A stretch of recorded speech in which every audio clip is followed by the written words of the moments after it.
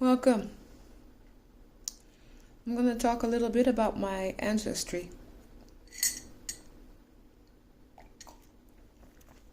because I've been digging into my haplogroups and DNA for a while now.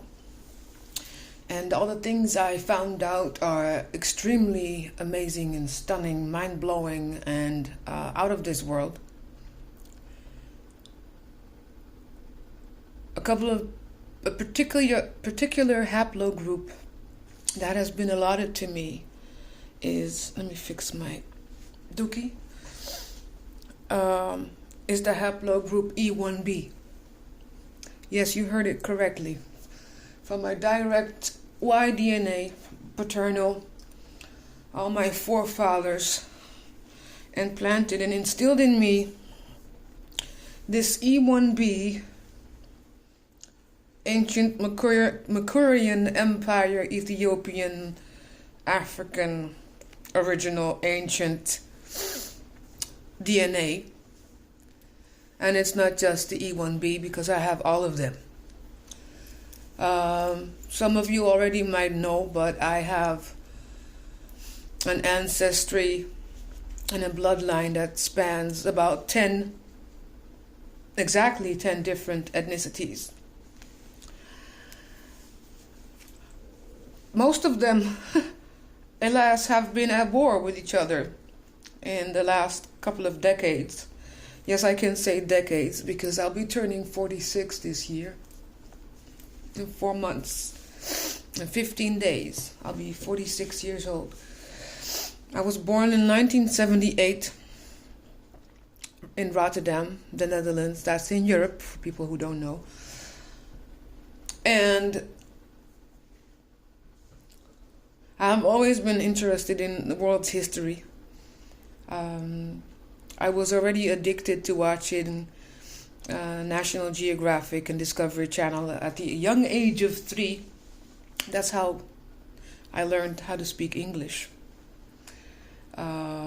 Because my base language is Dutch first, Cape Verdean, or aka Creole, and then I picked up English. Yeah, it's a vibe. Anywho,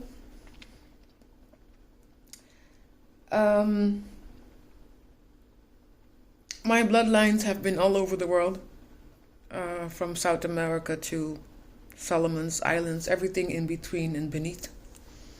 The whole of Africa, West Africa mainly. I'm 8.8% Nigerian, girl. But at the end of the day, and my ancestors, all of them, including Utsi, the Iceman, the Spanish Iceman that they found, who was around about 3300 BC.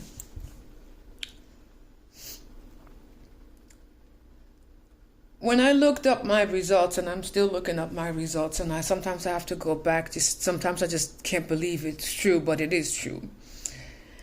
I found out that my particular bloodline, even though I was born in this time, doesn't fit with the narrative of current modern populations. But it makes a whole lot of sense if you go back and see how mankind has been roaming around and had to flee and in search of better worlds, better lands, better futures, or just fleeing just to save their lives. The circle around the world, how we started in Africa, ended back up in Europe, Spain and Portugal.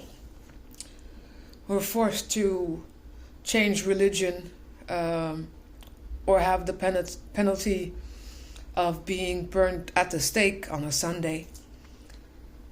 And the children of those people that lived in 1490, 92, when the transatlantic slavery nonsense began and they had discovered Cape Verde, that all the children between the ages of 3 and 14 were stripped from their parents and shipped off to the island of São Tomé and Príncipe and the rest of West Africa. Of course, everybody should know, it should be common knowledge by now that Negroland and the Kingdom of Judah is on the west coast of Africa. Cape Verde, the 10 islands on the west coast of Africa. São Tomé and Príncipe are a tiny little speck right in the corner beneath, I think it's Senegal. And from there we were, now how would I say it nicely? Let's just say if you treat the West Africa as, I don't know how they figured it out, what they were doing, but we were captured, sent back to Africa, where we fled about from 70 AD, fled from Egypt. We populated and cultivated, brought civilization to Europe. The thanks be God after that. Oh my, oh my.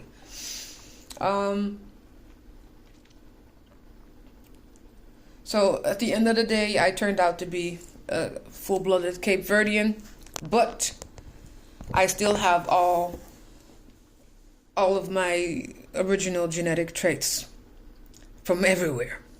Even Turkmenistan, the Ottomans, Morocco, Libya, Egypt, Palestine. Palestine was actually the most closest to the Makurian Empire, and then you get Ethiopia and stuff like that. So my ancestors have been whispering to me through the wind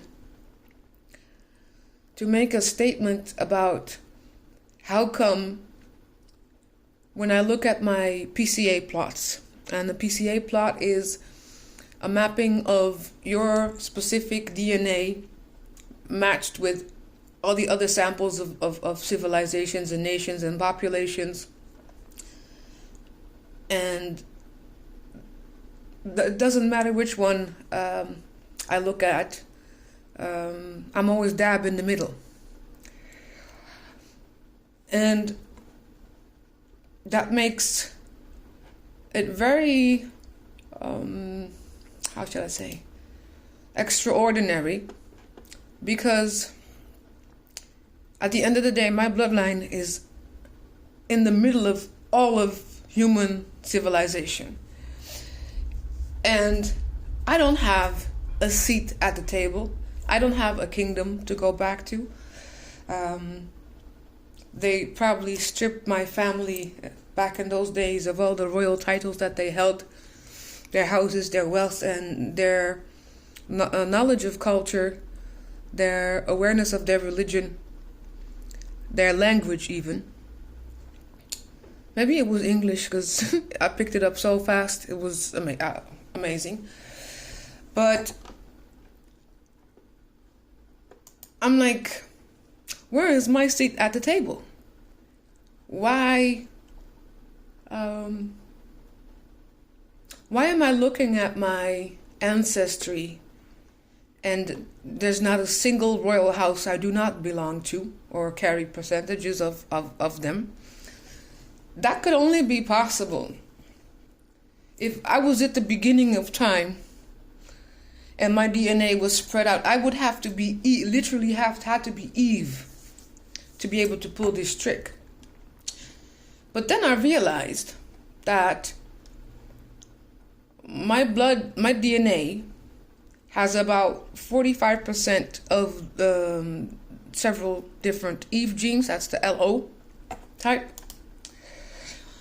And I was like,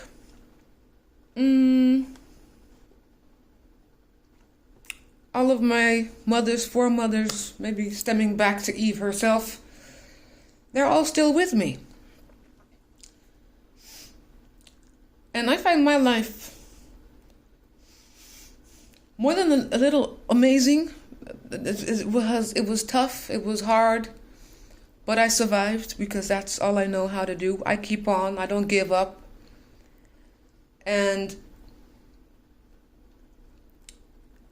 I've always known that there was this power of keeping composure in me. I was always walking with the sense of importance. I didn't know how to place it back then, because if you would have to compare my whole life, including my childhood, with what I found out today in these times, you would be amazed.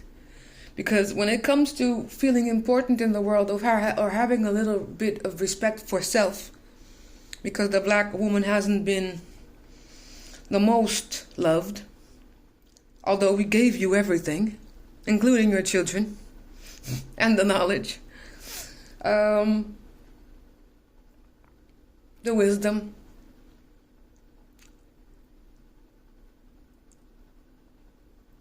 You wouldn't even fathom the difference, how different it made me feel after knowing all these things. Because it's not a joke. And I had to seriously pinch myself. Oh, it's 85.1%, by the way, my LG. So my full empty DNA breakdown consists of about 85.1% L gene, that's the Eve gene, H, U5, J, that's Persian, N, H1, H3, K, U3, M, R, and HV. That's only from my mother's side. If I click on the specifics for my full empty DNA breakdown, you're probably gonna not see it. But everything you see in blue are deep dive sample matches. That means that I share SNPs with those different samples. I wish I could turn my phone around and have you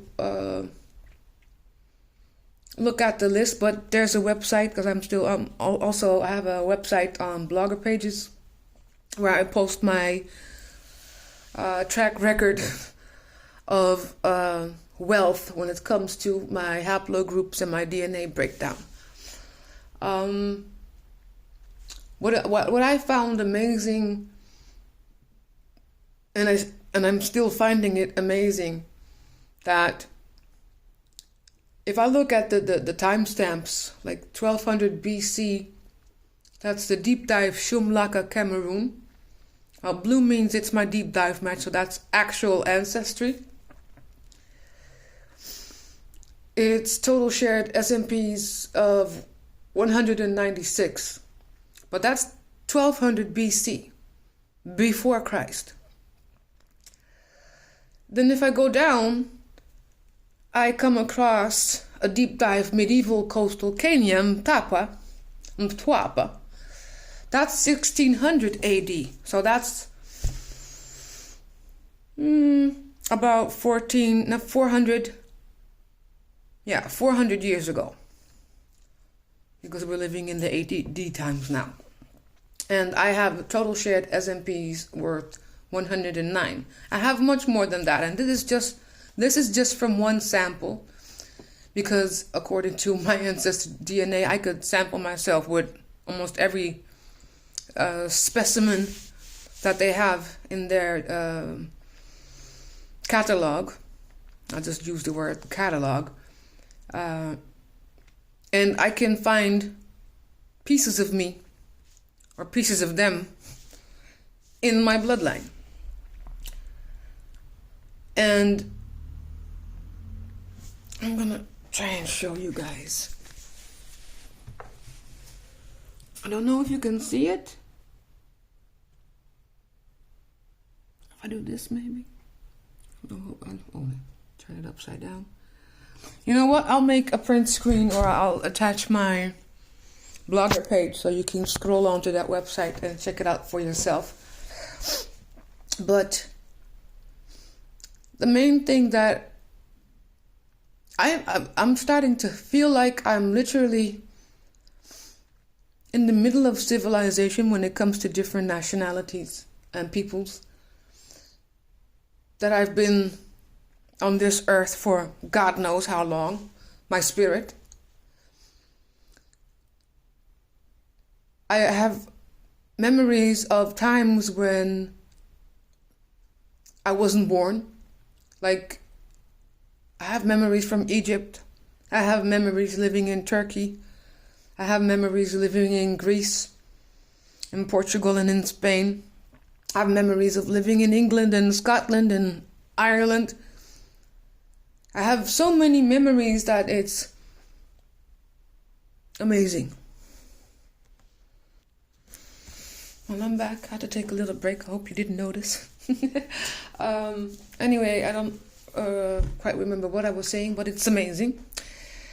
I've always felt immensely connected to like everybody on earth, and I've never been racist, if that's a thing. And definitely I couldn't even be racist knowing what I know now.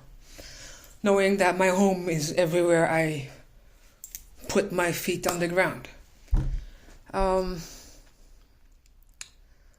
I don't know how to maybe express what I'm trying to say, because I myself am still flabbergasted. Flabbergasted is the word. Flabbergasted I am.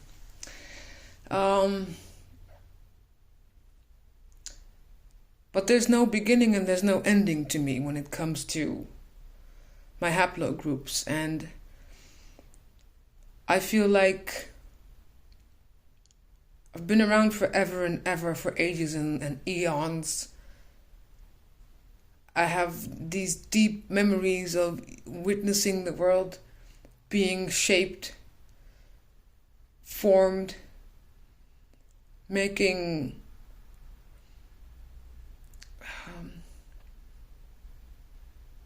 all those journeys. I'm way too flabbergasted, but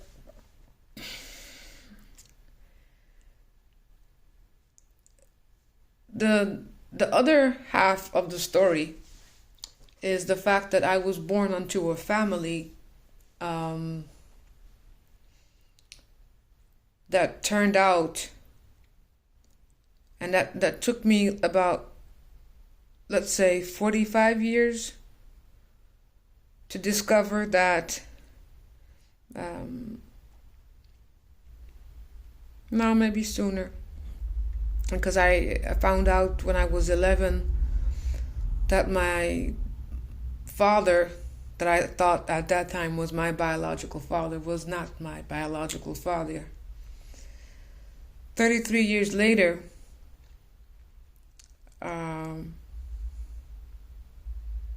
let me say that again. I was on a quest for about 33 years since I was 11, looking for my real dad, traveling around to my grandmother, who was still living in Lisbon at the time. May she rest in peace. That's my mother's mother. And ask her about any information she might have had at that time with regards to me and how I was born unto my mother and who maybe my father, my real father, was. Because my mother wasn't going to tell me. She literally told me, and my mother was a mean person. You can compare her to like this evil stepmother. Like she and my dad would always gift and do and protect and provide for my other sisters, but when it came to me, it was like I didn't exist. I got nothing from them. Um, the reason I have a crooked smile today is because my mother just didn't even bother to take me to the dentist. And I didn't have my first real dentist until I had moved out of the house and I had turned about 19 years old. By that time, I had lost a lot of teeth already. She would just let me sit with the toothaches for weeks on end until she was finally bothered enough to go pick me up and take me to this. In the Netherlands, you used to have like these trucks that would ride around the school area, and they would provide dental services to children who couldn't afford. So that was one time when I was around 12 years old, I had the worst, the worst toothache known to man, and it was a molar here in my upper jaw. And I had been crying and complaining and not sleeping for weeks on end until my mother finally caved in, and she had noticed that there was this truck. Maybe she noticed when she went to go grocery shopping in our area, parked near another school. And she decided to take me there. So that's where my tooth got pulled. And that was the last dentist I saw until I turned 18. I was old enough to organize things for myself.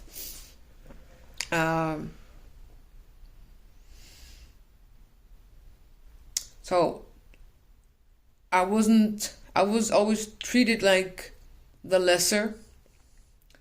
They would overlook me. Hell, they didn't even show up to my graduation. And I fought to go to that school. I actually made the phone call myself because in kindergarten, we don't graduate from kindergarten here, but you have kindergarten and you have 4 extra classes until the 6th, until you turn 12, and then you go to higher education. And we had these CETO tests. I don't know if y'all know what that is, but they test like everybody's intelligence and how much you know. So they had tried to give me a very low score that would end up me going to a very hands-on school, and it wasn't the path I was willing to take. I'm like, I know that I'm smarter than this. I taught myself how to speak English. I already spoke 3 languages fluently by the time I was 5 years old, and writing poetry and reading poetry in class. And I was like, no, we're not going to do that. So I decided to pick up the phone and call the nearest school in our vicinity, and made an arrangement to go, and the director of that school allowed me to come. I had to take my mother along. I bring my mother along, of course. She had nothing to do with my education. She just had to sit there as my representative, as the mature person, to sit in with that conversation. And then they decided to take me in, and I graduated that school about 5 years in. I flunked the first year, which wasn't weird because when I was 12, I also started menstruating, and I would be bleeding for 11 days every month with the heaviest cramp. It was like I was giving birth to a child every month. And that I can't even try to fathom the pain that little girl back then had to go through, like literally crawling over the floor, screaming for them to cut out my womb, and I didn't want it. I could not handle that pain, but I did, because there was no other option.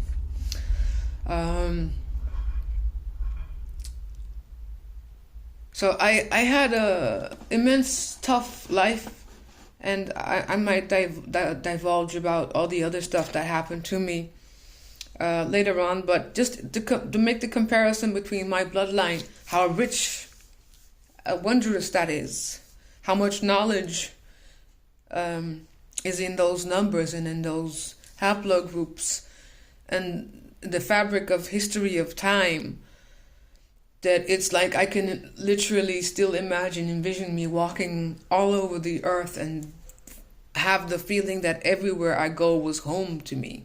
I felt at home. I still do. If I leave the country I haven't left the country for a while now, thanks to COVID and stuff, but and my financial budgetless situation.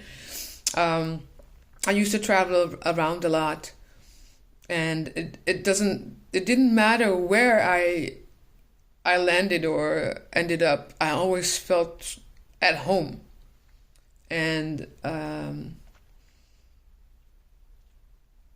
something always stood out, and I always stood out because people always were drawn to me, like, oh my God, you could be, you know. People find me very familiar.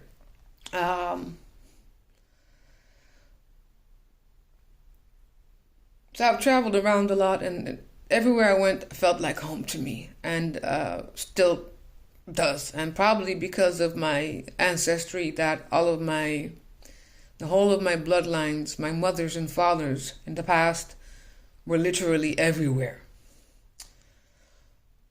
And I think it's due to the fact that soul memory, the incarnation soul memory that we have, because it's not a fantasy. Because when I was younger, you think you're fantasizing about things. And then when you grow up, you find out, no, this is not a fantasy. This happened somewhere in real life, but not in this lifetime. And I have a lot of those. So much so that sometimes I'm not even here. Meaning to say, I can, let me use the word meditate with my ancestors so badly that it's like I'm not even in the same dimension as people around me. And those are also the times I best lay low because,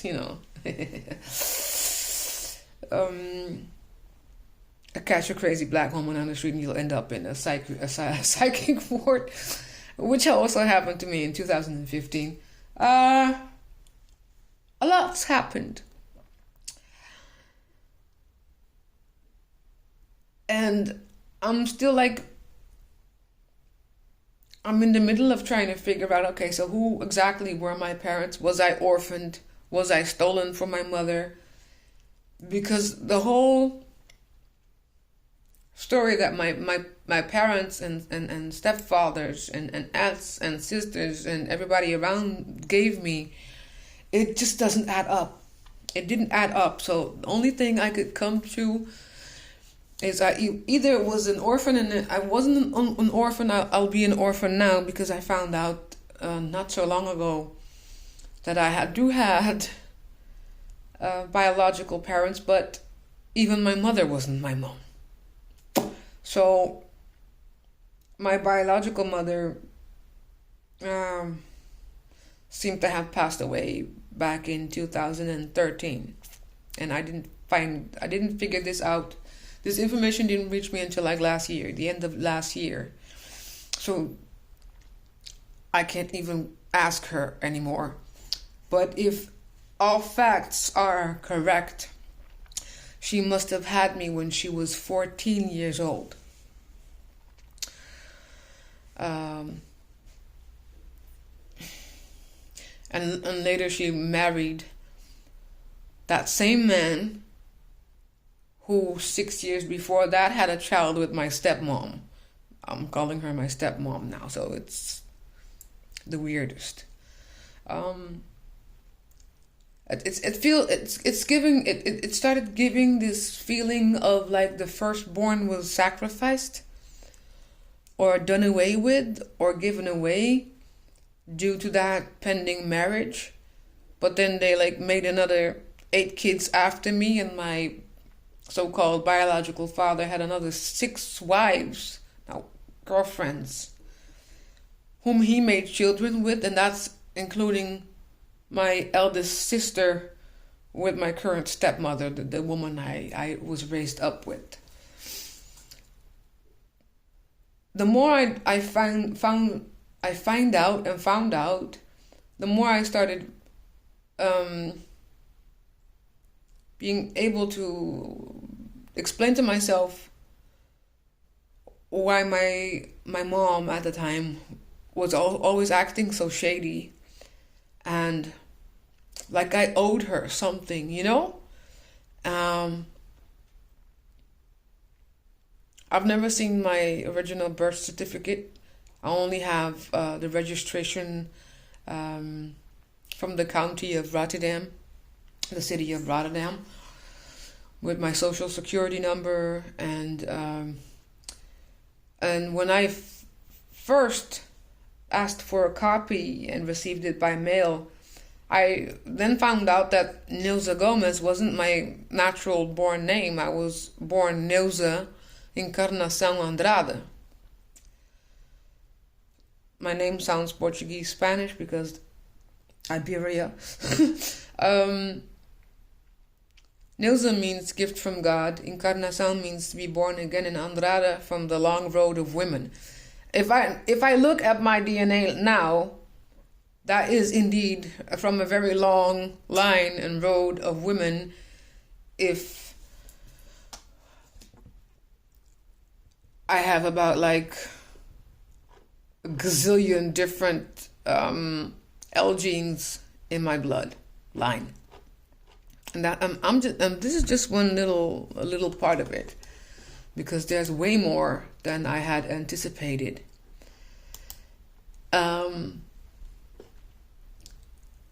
The most interesting part is that I share DNA and DNA SNPs, and in very small steps when it comes to genetic distance. It's like 0, 1, 2, or 3. But I'm talking about like Russian royalty, Sardinian royalty, the Grand Duke of Luxembourg, Italian royalty, German royalty, Polish, Swedish, Austrian, Spanish, Danish, the Holy Roman Empire, Prussian, Scottish, Bavarian, Bohemian, and that's just on my mother's side. From my paternal side, when it comes to my royalty breakdown, House of Howard, House of Spencer, English royalty, House of Basarab, the Clan Colquhoun, the Clan Kirkpatrick, Clan Douglas, House of Spencer, Clan Armstrong, Ancient Egypt, House of Normandy, Clan Wiseheart, the House of Valuger, Clan Yang, Clan Jordan, the House of Percival, the Clan Henderson, Clan Macaulay, House of Lippe Detmold. So now I'm related to German and Dutch royalties, Scottish and English, and House de Korea, Clan Menzies, and on and on and on and on. Yes, I haven't eaten. I'm trying to fast a little bit. But then I come to ancient Egypt, and there's this enslaved laborer catechin iron working furnace antebellum Maryland sample. And that genetic distance is 2069. That's 1810 AD. Under that is medieval Tanzania, 1430 AD. That's like 400 years in between. And the genetic distance difference is 3. So the calculations all seem a little bit off, but hey, they're all genetically and by blood related to me. So I'm related to the royal house of Egypt, ancient Egypt, not modern Egypt, not the modern Egypt. I'm talking ancient Egypt. And looking at all these things there's even samples of like my top castles based on my direct Y-DNA. R1A, that's Norwegian royalty. Haplogroup R1, and then they add another B, means Delta 1. I have an ancestral seat in the royal palace. And a spotlight of my ancestors would be Haakon the Seventh, who lived in the 1800s and perished in 1957. Olaf and Harald, Swedish royalty. Then I have an ancestral seat in the Stockholm Palace. And then my spotlight ancestors is Christian I, who lived between 1426 and 1481. I have an ancestral seat in the old royal palace. This is Greek royalty. And the last monarch, that's one of the spotlight ancestors to me, was George II. Austrian royalty, also Delta 1, with an ancestral seat in Hofburg. The Romanovs, my ancestral seat in the Winter Palace. So Alexander I, Constantine, Nicholas I, Alexander II, Alexander III, and then Nicholas II, who died in 1918. So that's not so long ago. Then the English royals with an ancestral seat, Hampton Court Palace, and my ancestor's spotlight is Prince Philip, the Duke of Edinburgh, Charles, the Prince of Wales. He's now the current King of England, suffering from cancer. Maybe it's karma, I don't know. And Prince William, the Duke of Cambridge. Have you seen my skin color? But I'm an original. So I'm thinking all of them, the list that all the fake royals put in place, because in no way that black comes from white, but white can come from black. And I've always been black my entire life. No. Unless the first 21 days when I was born as white as snow. With my arms like this. I'm gonna make it. That's what the pose I had sleeping. And Danish royalty, going on and on, an ancestral seat in the Christianborg Palace. And that reign lasted from Christian the First, 1426, up until a lot of Frederick and Christians in between. And the last Frederick, the ninth, died in 1972, but that's like 6 years before I was born.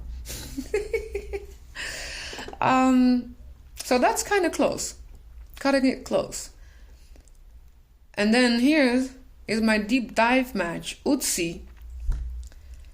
He lived around 3300 BC, and the longest, the total shared MPs with Utsi is 274, and the longest shared SMP chain is 151. And the closest castle match is House of Giddings. That's my ancestral seat in the Montgomery Castle. And I can go on and on. Clan Liang, Botswana, Red House Castle, again Clan Liang, Red House Castle, Archibald Liang, who was around 1502. So I can go on and on and on and on and on. This is the best part, by the way. My deep dive match from the medieval coastal Kenya, Mtapa. I share SMP chains with my closest castle match, the Kohanim. But that means that I am a descendant of Aaron, the brother of Moses. I have a very nice picture of him here. I hope you can see. That's Moses. But but Aaron and Moses were brothers. And Moses was the one, of course, with the staff who went to Egypt and set my people free. But he couldn't talk. He couldn't speak for shit. So he was complaining to whoever he was talking to about, I don't have the Bible to go and talk to Pharaoh and have them release our people, my people. So he sent Aaron along, who was more fluently in talking. I've been stumbling a lot in this video because I don't deal with people a lot for these past years. So I hardly speak. There can be hours on end I can sit in this room and not say a single word. So, and plus my PTS and all the other things I think about rambling in my head. So sometimes my mouth can't catch up with what I'm thinking. And then there's Egypt. Also share about 110 total shared S&Ps, and my closest castle match is ancient Egypt, Valley of the Kings, my ancestral seat.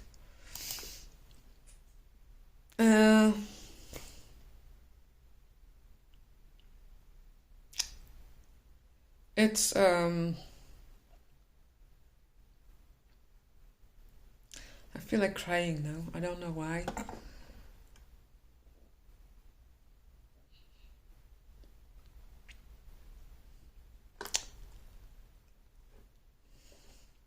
I'm looking at this website where they have pictures of the Valley of the Kings, and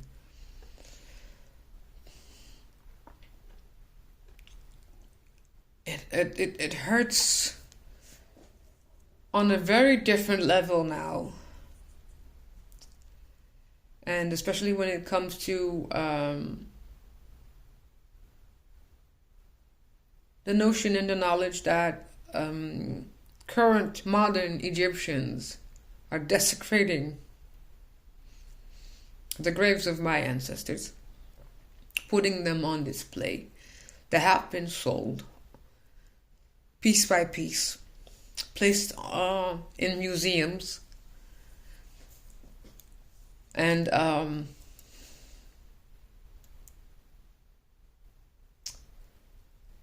it just hurts, just the fact that your grandma and grandpa was excavated and placed in the museum for all to see after they've been resting for God knows how many thousands of years. And then the realization that people don't even care. They won't even allow me to say I'm Egyptian, let alone to say I'm Palestinian or a Jew, because that's, at the end of the day, I'm Moorish, I'm a Jew. Every fiber of in culture of humanity is in my blood. And right now it hurts. It's heartbreaking what they're doing in Israel, in Palestine.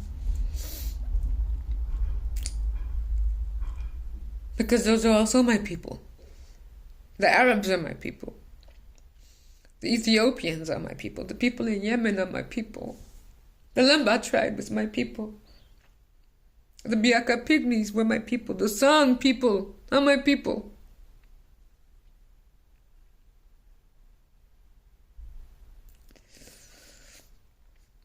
I wish I had another 100 years added to this life, so I could get right with my current state of being and travel the world and visit them all. I think the one country that draws me the most was Turkey. Turkey, yeah. I've been there more often than I've been visited Cape Verde. I still miss that country. and I love those people.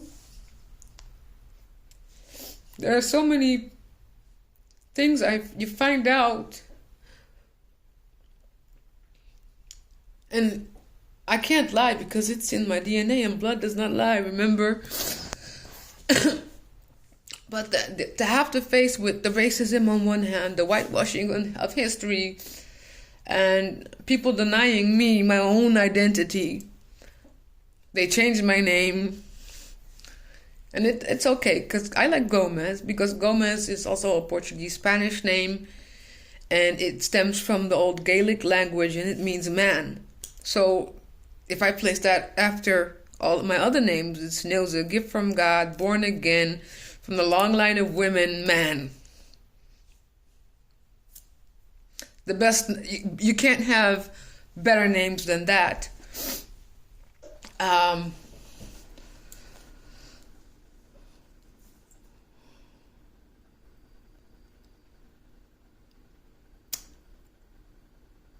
Yeah, so that's... Whew.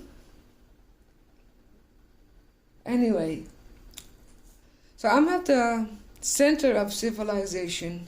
I was there at the beginning, and I'll probably be there at the end, especially my end.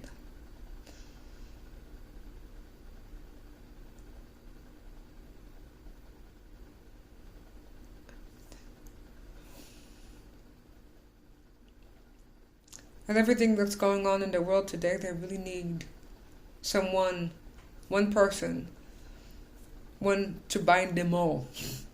Let me be the ring to bind you all. Let me be the fairy godmother to all of humanity, and let me teach them what they taught me upstairs.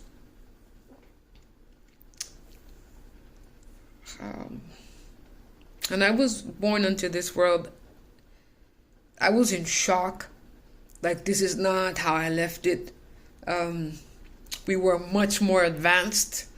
Like, imagine being born again and then find out that they like backtracked in time and we're like back in the Middle Ages now, tapping electricity from the wall and all cables and getting gas and oil from the ground. I'm like, we used to tap that from the ether. Like, what is all of this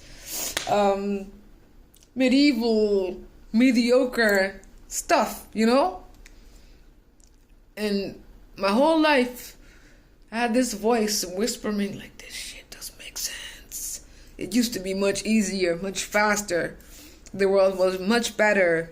This used to be a happy world until we were invaded by some parasitic people, and they destroyed everything from Tartaria till Antarctica till Atlantis, you know? The way the world is now is not the way it was supposed to be. As a child, I had memories of how fairies and magic and wizards and witches and everybody was like, you know, sprinkling fairy dust and making magic everywhere they go and like spontaneously creating the most beautiful things. We don't have that anymore for a long time. But that feeling of being born in a place, it's like living in a castle and then you're born again and then you wake up in a tent in the middle of the desert. Like, I used to live bigger than this. Like, what? I have to go get my own water now? And the difference of intellect or the things that, yeah, the whole world was better, you know? It was just better. I'm dealing with a lot of things. Like, I still have to get over my trauma because I've been traumatized. I've suffered a stroke when I was 30. I had a blood clot in my lung. I've been a hospital baby my whole life. And I think those were tests. Like, my mother had to bring me into the hospital every week and they would test everything about me. And then one day after I turned 9, that stopped. And I didn't go to a hospital until I turned like 23 again, and I suffered that blood clot in my lung. I should have been dead about 1,000 times by now, but I don't die. Not like that. Not just like that. I don't have the option to die. That's just not something I can't even, like, people wouldn't even imagine all the things I've been through. Most grown men, if they would have been in my shoes, they would have tapped out like 30, 20 years ago. They would not make it. And I've spoken to grown-ass men and they know about my life, and it's always the same story. So, girl, I don't know how you did it, and you're still here, you're still happy, you're still smiling, you're still putting in. But if it was me, I would have already either shot my whole entire family dead, or I would have ended my life. I can't do that. I've always had this, maybe it's because of the name, my name and what it means, gift from God. I had to tell myself, imprint in my head, like, you don't get this name for no reason. They don't call you a gift from God for no reason. And even though people later treated you most unkindly and like literally treated you as trash, I could not harm myself, because how are you going to harm a gift of God, you know? Like, what if I die and I have to go and face our creator and like, yo, why did you end your life? I gave you all the power you needed to stand, you know, to stand on business, to keep your composure and still be respectful and loving and not forgetting about the rest of the world, having eyes that reach across and above horizons, stargazing and everything else.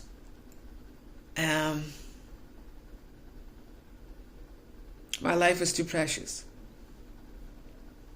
Simple as that. My life is just too precious. There's so much about me, and then dealing with this, and I'm looking at the world, I'm like, where is my seat at the table? Why have I not yet been like discovered, or in the sense that people haven't, because I've been very vocal about my ancestry online. Not a whisper. People don't even dare to comment under my posts. I can even, like, on Twitter, I was challenging Mr. Netanyahu. I challenged Dr. Zahi Hawass. I challenged my own, the Royal House of the Netherlands. Like, show me proof, because I have evidence that I am what you guys pertain and pretend to be. But I don't own castles. I don't own land. I don't own anything but my life and my soul and my heart. And nobody responds. And the funny fact, not even racists will respond. Because what are you gonna say? Because I'm posting evidence. Yeah? Links showing people what all of my haplogroups are. Like, I think I'm related to every royal house in the world. Like, y'all, can y'all talk to me? Because maybe I can find that 400-year gap of ancestry that's gone missing, because at the other side, so that they had a prominent place in the history, they added and made up about 400 years worth of fake-ass people that never existed, but they took on our names, translated that, and made our heroes their heroes. They stripped them from their color, and now they're all white people. But white people weren't around in those times. So that's a far stretch. Anywho, I'm like, where's my invite? Where is my chair? Why don't I get a say? I think I have enough ancestry in my blood works to at least have a say in what goes on in the world, because like I'm related to like everybody. And that's the scary part. Like the whole of Europe, you can consider them as all of my cousins. There's not a single person that's not related to me. And that's one of the reasons I chose to not marry and then have children and blah, blah, blah. No, I never decided that because of that. I've never been able to give birth yet, as of yet. And I've not been in the business for marriage either. I enjoy my solo life. I've been celibate the past year.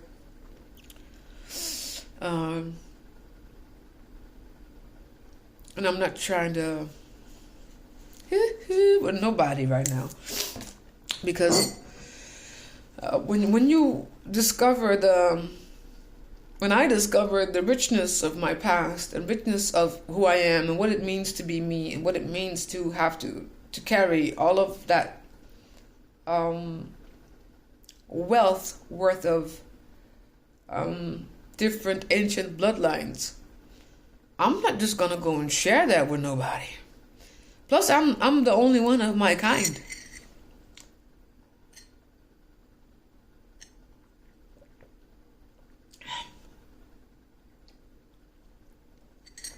Because I only have half siblings.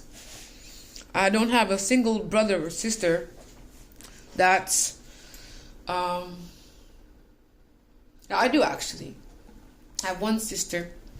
She's the one who found me on my my heritage, and she sent me a message, and I went and looked on her what do you call that, stumbo family tree, and I was flabbergasted. Like, how am I now your daughter's mother? I'm older than you, and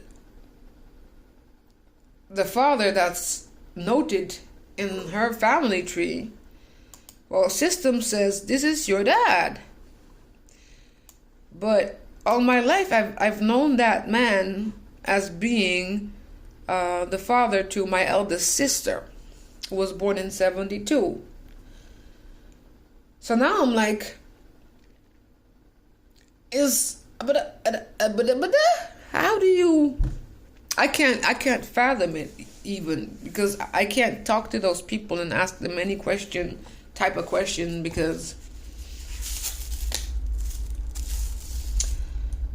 so my biological mother died in 2013, so she's been dead for a good 11 years.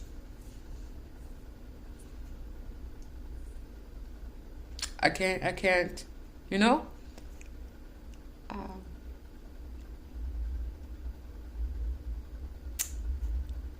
Anyhow, this video is turning into an hour already. I'm gonna have to stop. I just wanted to speak my mind a bit, but I'm just waiting for my seat at the table, because I think I do deserve a seat at the table. I'm not your regular Joanne Bonanza from middle of the street.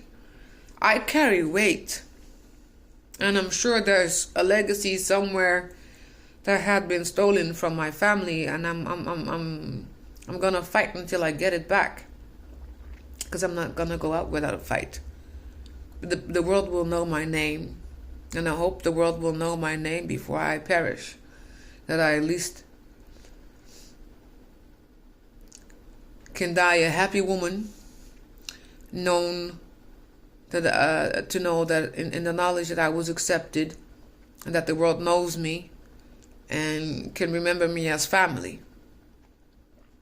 She was one of the ancient ones, and she walked among us.